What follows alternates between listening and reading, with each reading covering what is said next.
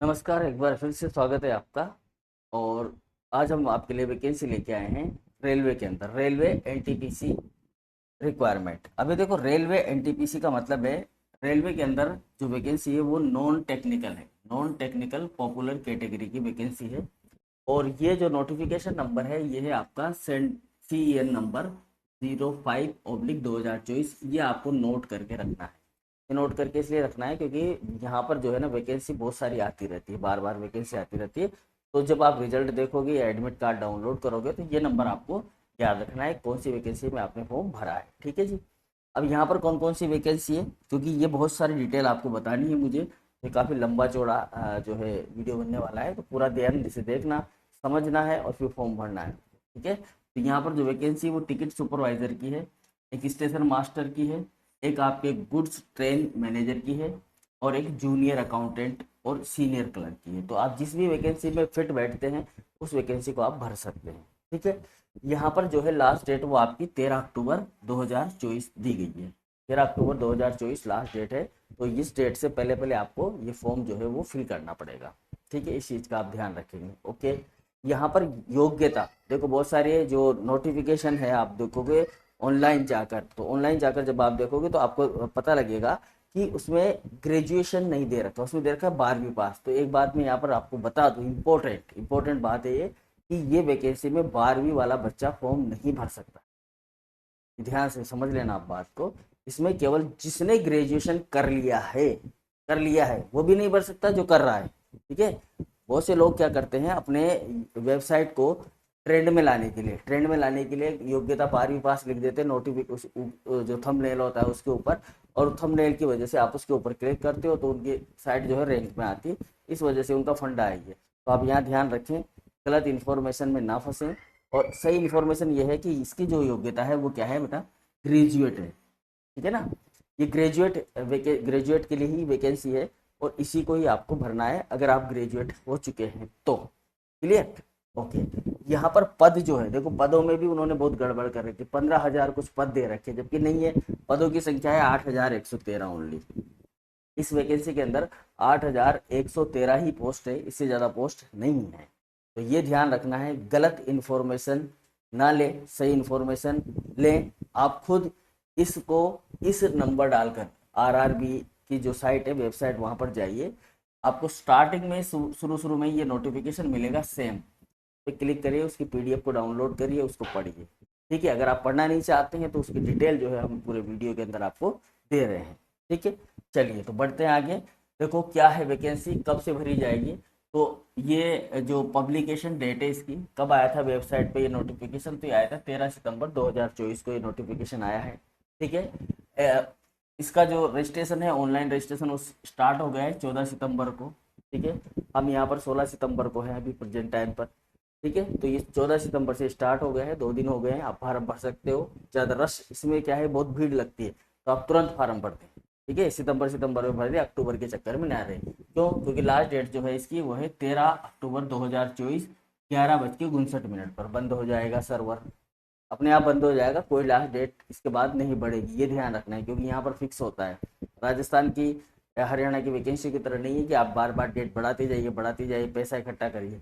ये सेंट्रल की वैकेंसी है, फिक्स, सारे शेड्यूल फिक्स होते हैं इनके, कब परीक्षा होनी है, कब क्या होना है, सब कुछ फिक्स होता है। ठीक है। डेट ऑफ फीस पेमेंट, आप फार्म भर देंगे तो फार्म भरने के बाद भी अगर आपका चालान नहीं कटता है तो जो फीस पेमेंट है, ठीक है, फीस पेमेंट वो आप 14 से 15 के बीच में भी पे कर सकते हैं। आपकी जो फीस है ना वो 14 से 15 के बीच में पे कर सकते हैं, अगर नहीं करता है लास्ट डेट में तो कोई सर्वर प्रॉब्लम होती है तो। लेकिन फॉर्म आपको 13 अक्टूबर 11 बजे के पहले पहले भर देना है। ठीक है, 12 बजे से पहले पहले। अब इसमें अगर आपने कोई गलती की है तो इसके लिए देखो फिर से यहाँ पर आपको बता दें कि मॉडिफिकेशन विंडो जो है करेक्शन के लिए वो खुलेगी। और वो कब खुलेगी वो आपको ध्यान रखनी है, 16 अक्टूबर से 25 अक्टूबर के बीच में खुलेगी, अगर कोई गलती रह गई है फार्म भरते वक्त, क्योंकि एक ही बार फार्म भरने में आएगा और एक ही फार्म भर सकते हो आप। ठीक है। तो ये डेट भी आपको ध्यान रखने लिए, अगर कोई गड़बड़ है फार्म के अंदर, कोई गलती है, तो 16 अक्टूबर से 25 अक्टूबर के बीच में आप यहाँ पर वो जो डिटेल है क्रिएट अकाउंट करके फॉर्म फिल करना पड़ेगा, आपको डिटेल भरनी पड़ेगी। ठीक है। वो बाकी ई मित्र वाले कर देते हैं, ऐसा कोई दिक्कत नहीं है इसमें। अब देखो कौन कौन सी वैकेंसी है, जैसे कि मैंने आपको बताया यहाँ पर वैकेंसी चीफ कॉमर्शियल कम टिकट सुपरवाइजर की मेन चीज ये है, station master, goods train manager, ठीक है, जूनियर अकाउंटेंट या इसको ही असिस्टेंट कम टाइपिस्ट बोलते हैं, और सीनियर क्लर्क कम टाइपिस्ट, सीनियर क्लर्क की वैकेंसी है, ठीक है। फिर से ध्यान दें, लास्ट डेट केवल 13 अक्टूबर 2024 है, तो फॉर्म को जितना जल्दी फिल हो सके आप भरना है आपको, ठीक है। अब देखो कौन कौन सी कितनी वैकेंसी, अब नोटिफिकेशन में जो वैकेंसी है आपके सामने है यहाँ पर 8,113 वैकेंसी है। लोगों ने इसको बड़ा चढ़ाकर बता रखा है 15,000 वैकेंसी कर रखी है, तो 15,000 वैकेंसी नहीं है, इस चीज़ का आप ध्यान रखेंगे भैया, ठीक है ना। ये डिटेल वैकेंसी है आपके सामने, मैं इसको थोड़ा और बड़ा कर देता हूँ। देखो यहाँ पर थोड़ा सा इनका ध्यान रख लेना है, मैं ये जो पोस्ट बता रहा हूँ उनका ध्यान रखना है। देखो सबसे पहले हम बात करते हैं A2 की। A2 ये दो वैकेंसी है A2 में, एक है स्टेशन मास्टर और दूसरा गुड्स ट्रेन मैनेजर, ठीक है ना। जो मालगाड़ी होती है उसका मैनेजर होता है ये, और एक होता है स्टेशन मास्टर, ठीक है। इनका जो पे है, पे स्केल है, आप 7th पे स्केल पे बात करोगे तो ये 6 नंबर पे आता है स्टेशन मास्टर, और ये 5th नंबर पे आता है, ये दोनों, ठीक है। सैलरी आप देख सकते हो 35,400 और 29,200 रुपये है स्टार्टिंग सैलरी जो भी होती है इनकी। एज यहाँ पर ध्यान रखना, 18 से 33 साल के लोग इस फॉर्म को भर सकते हैं, ठीक है। अब 1/1/2025 देखो नॉर्मल एज प्रेस्क्राइब तो ये है, ठीक है। छूट देने के बाद में ये 18 से 36 साल और 18 से 36 साल हो जाती है। कितनी वैकेंसी है, स्टेशन मास्टर की 994 वैकेंसी है, ठीक है, लगभग 1,000 के लगभग है, और गुड्स ट्रेन मैनेजर की 3,144 वैकेंसी है, तो काफ़ी बड़ी वैकेंसी है ये, आप इसमें फॉर्म भर सकते हैं, ठीक है। ये A2 याद रखना, ठीक है। आप किसका फॉर्म भर रहे हो, क्योंकि आगे मैं एक चीज़ बताऊंगा जो बहुत इंपॉर्टेंट है। B2 में देखो आप B2 लेवल में 35,400 है, 6 पे है, ठीक है। वही 18 से 36 साल की उम्र इसमें काम आएगी, और इसकी वैकेंसी है 1,736, ठीक है जी।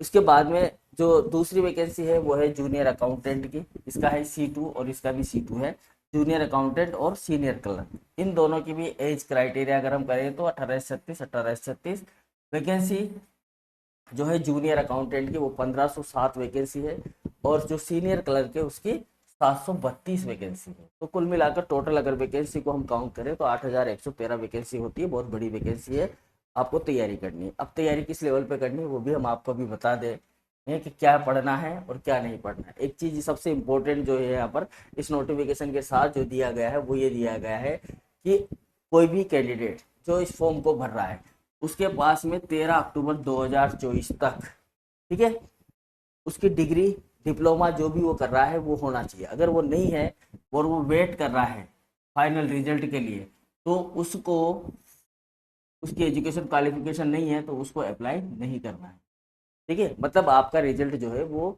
फाइनल का 3rd ईयर का जो रिजल्ट है वो आपका 13 अक्टूबर 2024 तक आ चुका हो तो ये आप फार्म भरे, अदरवाइज नहीं भरे, क्योंकि ये एक्सेप्ट नहीं होगा, ठीक है। तो पैसे लगाने की जरूरत नहीं है फालतू की। चलिए क्या होगा एग्जाम में, तो एग्जाम जो होगा आपका ग्रेजुएट लेवल पोस्ट है। देखो फिर से यहाँ पर लिखा हुआ है कि सारी ग्रेजुएट लेवल पोस्ट है, ठीक है ना। यहाँ पर कोई भी 12th लेवल की कोई पोस्ट नहीं है। लोग क्लर्क देख के आजकल क्लर्क का भी जो कैटेगरी है वो ग्रेजुएशन लेवल का हो गया है, ठीक है ना। तो यहाँ देखिए आप जो ग्रेजुएट लेवल की जितनी भी पोस्ट होंगी उनमें 2 एग्जाम होंगे आपके, एक होगा CBT फर्स्ट और एक होगा आपका CBT सेकंड, ठीक है। तो यहाँ पर कुछ एज क्राइटेरिया है, एज लिमिट के बारे में हम बात कर रहे हैं। यहाँ एज लिमिट जो है वो गणना करनी है आपको 1/1/2025 से, ठीक है। लास्ट डेट रहेगी, मतलब स्टार्टिंग डेट रहेगी इस तारीख को, आपको 18 साल या फिर आपका जो लास्ट आ रहा है उसके बीच में होना चाहिए, ठीक है।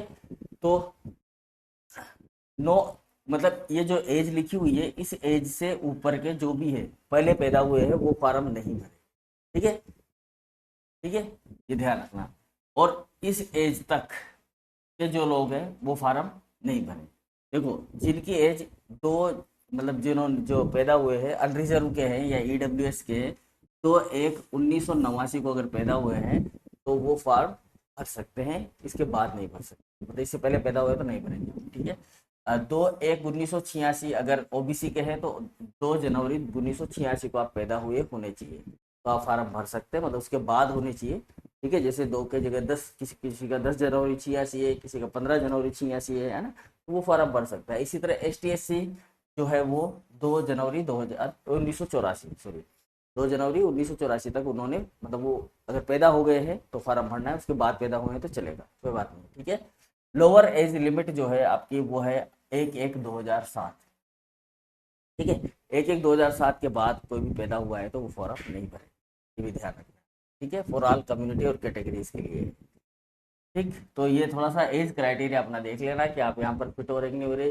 रिलैक्सेशन एज के अंदर सेम तरीके से OBC को 3 साल का दिया गया है, ठीक है। SC/ST को 5 साल का रिलैक्सेशन है, और एक्स सर्विसमैन को 3 साल का, उसमें भी कैटेगरी वाइज 6 साल 8 साल है। तो ये सब कुछ आप देख लेना, इसके अलावा और भी है, ठीक है, वो भी आप देख लेंगे। मेन चीज़ें यही होती है, अगर किसी को कोई इन और दूसरी कैटेगरी में आता है, PWD इनमें आता है, तो वो अपना जो है पूरा नोटिफिकेशन चेक करे, उसके बाद फॉर्म भरे, क्लियर।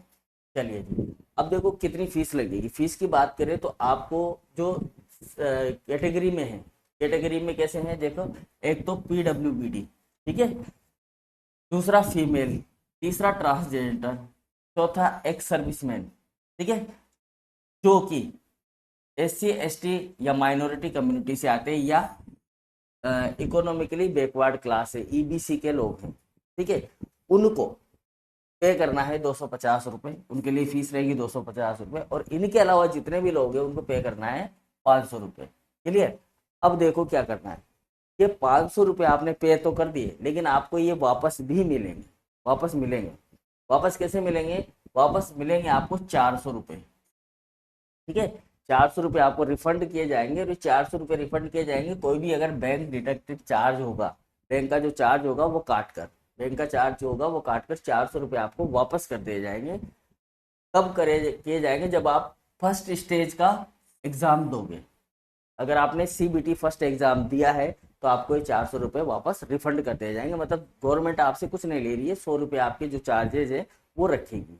वो क्या रखेगी, इसको हैंडलिंग करने का चार्जेज वो रखेगी, ठीक है। इसी तरह से जो 250 रुपये, जो कैटेगरी से 250 रुपये ले जा रहे हैं, वो केवल इसीलिए ले जा रहे हैं कि वो फर्स्ट जो एग्जाम है, जो जिसकी ये तैयारी करते हैं लोग, पैसा खर्च करते हैं। जैसे अभी हमारे SS RSS भी जो आपका कर्मचारी चयन आयोग है, राजस्थान कर्मचारी चयन आयोग, उन्होंने भी कह दिया है कि भाई अगर आप एग्जाम नहीं दोगे तो आपके ऊपर कार्रवाई की जाएगी, क्योंकि हम इतनी सारी व्यवस्थाएं करते हैं वो सारी अखाड़ा चली जाती है, ठीक है। तो केवल आपकी ये व्यवस्था करने का चार्ज लिया जा रहा है, स्टार्टिंग में ये भी आपको वापस लौटाया जा रहा है।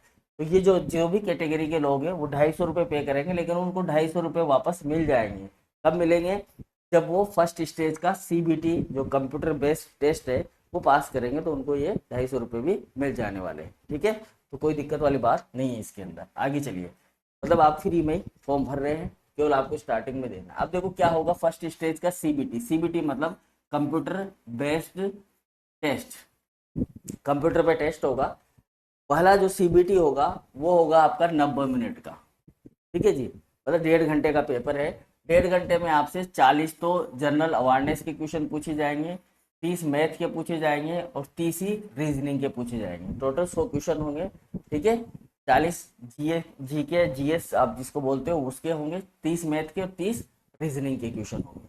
तो ये 100 प्रश्न होंगे, टोटल क्वेश्चन 100 होंगे, और 90 मिनट में आपको इसका आंसर देना है, ठीक है। मतलब 1 मिनट से भी कम समय मिलेगा आपको इसके अंदर आंसर देने के, ठीक है।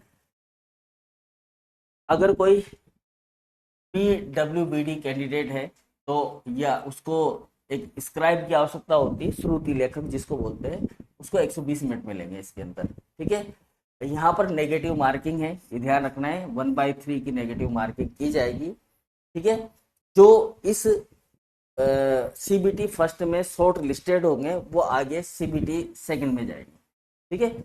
CBT सेकंड में जाएंगे, जो भी इनका रिजर्वेटिव कैटेगरी वगैरह जो भी है उसके आधार पर ये CBT फर्स्ट वाले को CBT सेकंड के अंदर भेजते हैं। तो थोड़ा सा मैं इसको जूम कर देता हूँ तो आपको दिख जाएगा अच्छे से, ठीक है। ये इस तरह का है, ठीक है। 40 नंबर GK के आएंगे, 40 क्वेश्चन, 30 क्वेश्चन मैथ के और 30 क्वेश्चन आपके रीजनिंग के होंगे। तो ये आपको पेपर अपना करना है। CBT फर्स्ट हो गया। CBT सेकंड जो है सेम चीज़ रहेगी। CBT सेकंड में भी, CBT सेकंड जो है आपका स्टेज सेकंड का एग्जाम है।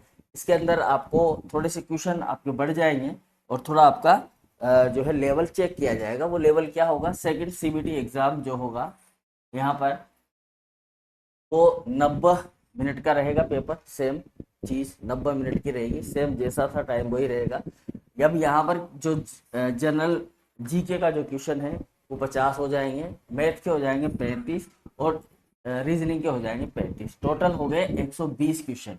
अब आपको ये 120 क्वेश्चन 90 मिनट में करना है, क्योंकि सिलेबस सेम है। सीबीटी फर्स्ट का भी वही सिलेबस है जो सीबीटी सेकंड का है, सेम सिलेबस है। तो अब शुरुआत में जब आपने एग्जाम दिया है, आपने उसको क्लियर कर दिया है, दोबारा से फिर से उसकी रिवाइज करो, तैयारी करो अच्छे से, और ये सेकंड वाला सीबीटी भी क्लियर करो, बस इसमें लग गई आपकी नौकरी, कोई दिक्कत नहीं है। ठीक है, अब क्या क्या है देखो, ये आप स्क्रीनशॉट ले लेना, मैं थोड़ा सा और बड़ा कर देता हूँ कि आपको पढ़ना क्या है। मैथ के अंदर, रीजनिंग के अंदर क्या पढ़ना है, ये तो मैथ का सिलेबस है, मैथ और रीजनिंग का सिलेबस है, तो आप इसको कर लो स्क्रीनशॉट। ये पढ़ना है आपको, number system, decimal, fraction, LCM, HCF, ratio, है ना। 10th की, 8वीं 9 10th की जो है आपकी ये मैथ है। इसके अंदर जनरल इंटेलिजेंस यानी कि रीजनिंग के अंदर आपकी ये सारी चीज़ें आती है, analogy, completion of number and alphabetic series, coding, decoding, है ना, मैथमेटिकल ऑपरेशंस। ये आप गूगल पे सर्च करिए, यूट्यूब पे सर्च करिए, सब पढ़ाने वाले टीचर बहुत सारे हैं जो यहाँ पर पढ़ा रहे हैं। ठीक है, सब चीज़ें आप धीरे धीरे सीख जाओगे। बस आप तो ये टॉपिक जो है ध्यान रखें कि आपने एक टॉपिक कर लिया, एनालॉजी वाला कर लिया, जितने हो सके इसकी प्रैक्टिस करिए। ठीक है, फिर आपने कुछ दूसरा कर लिया, completion of number, alphabetic series आपने कंप्लीट कर ली, तो ऐसे करते जाइए, हो जाएगा, नो प्रॉब्लम। क्लियर, चलिए आगे बढ़ते हैं। ये है आपका जीके का।